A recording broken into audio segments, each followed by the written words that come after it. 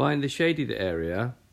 O is the centre of the large circle here. So, to find the shaded area, which is this orange bit here, you need to take the area of the large circle and take away the area of the small circle. So it does depend whether you know the formula for the area of a circle, which is A is equal to pi r squared. So it's pi times the radius times the radius. So that's going to be pi times 10 squared, because that's the area of the larger, the radius of the larger circle is 10.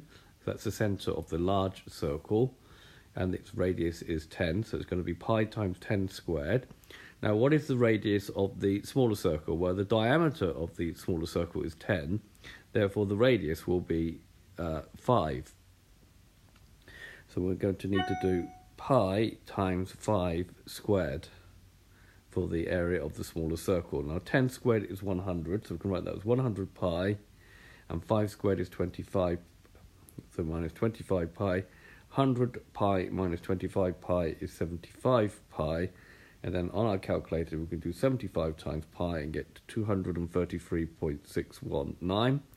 Normally we round to 3 significant figures, so that 6 will make that 5a6. So the answer will be 236 square units to 3 significant figures. There are no units in the question, so we'll just put square units.